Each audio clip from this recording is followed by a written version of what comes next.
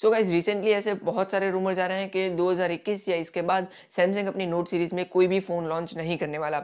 यानी कि 2020 के साथ-साथ सैमसंग की नोट सीरीज भी खत्म हो चुकी है। तो क्या ये सच है? क्या सैमसंग सच में ऐसा कर रहा है? और अगर हाँ, तो फिर सैमसंग ऐसा क्यों कर रहा है? क्यों वो अपनी खुद की या फिर वर्ल्ड की one of the most popular smartphone series को स्टॉप कर देना चाहता है? आज इसी के बारे में डिस्कस करते हैं। हेलो एवरीवन, मेरा नाम मुनीर है। Welcome to tech MS.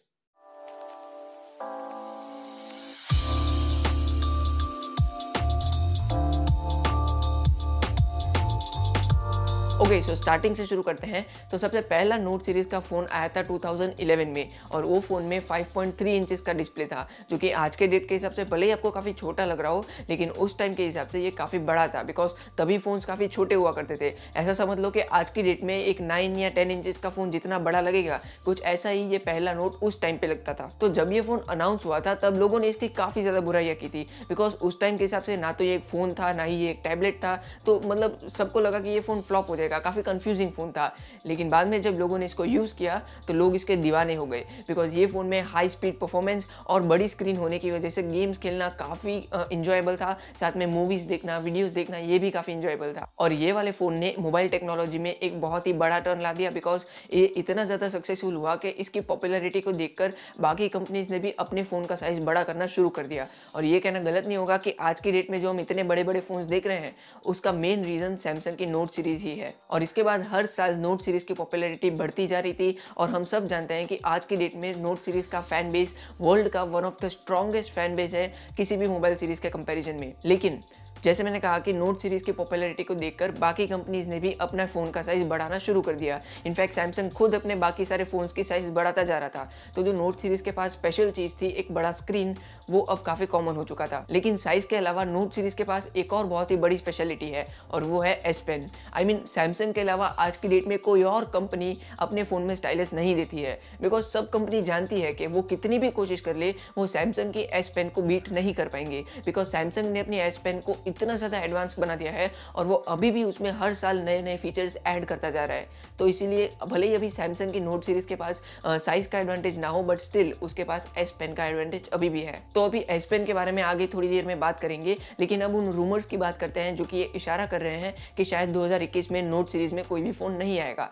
तो ऐसे 2 रूमर्स हैं, तो एक-एक करके दोनों के बारे में बात करते हैं। तो देखो, कभी भी कोई नया फ़ोन लॉन्च होने वाला होता है, स्पेशली कोई बड़ी सीरीज़ का फ़ोन, जैसे कि नोट सीरीज़, सैमसंग की S series, iPhone series, Google की पिक्सल सीरीज़, जो कि इंडिया में भले ही अभी इतनी पॉपुलर ना हो, लेकिन इंडिया के बाहर वो अभी भी काफ़ी पॉपुलर है। तो ये सारे फ़ोन लॉन्च होने के 1-2 महीने पहले ही इसके बारे में बहुत सारे रूमर्स और लीक्स आना शुरू हो जाते हैं। तो क्योंकि अभी नेक्स्ट मंथ जनवरी में सैमसंग की एस सीरीज़ के नए फ़ोन लॉन्च होने वाले हैं, जिसका नाम प्रोबेबली S21 होगा। तो इसके बारे में भी काफ़ी सारे लीक्स और रूमर्स आने लगे हैं, जिसमें से एक रूमर ये है कि इस बार जो इसमें अल्ट्रा वर्जन होगा, यानी कि जो S21 अल्ट्रा होगा, उसमें सैमसंग एस पेन देने वाला है। अब देखो, अगर ये रूमर सही है तो सैमसंग पागल तो है नहीं कि 2 अलग-अलग नाम से सेम फ़ोन लॉन्च करेगी बिकॉज़ अगर एस सीरीज़ में भी एस पेन आ गई तो फिर एस सीरीज़ और नोट सीरीज़ में फ़र्क ही क्या रह जाएगा। तो इसीलिए अगर सैमसंग अपनी एस सीरीज़ में एस पेन का सपोर्ट दे रहा है तो इसका एक ही कंक्लूजन निकलता है कि वो अपनी नोट सीरीज़ को स्टॉप करना चाहता है। लेकिन ये रूमर ही नहीं है जो कि नोट सीरीज़ के स्टॉप होने पर इशारा कर रहे हैं। इसके अलावा एक और चीज़ है और वो है फोल्डिंग फ़ोन। पिछले 2 सालों में सैमसंग ने 3 फोल्डिंग फ़ोन्स लॉन्च किए हैं, Samsung Galaxy fold, Samsung Galaxy Z flip और सैमसंग गैलेक्सी Z फोल्ड 2।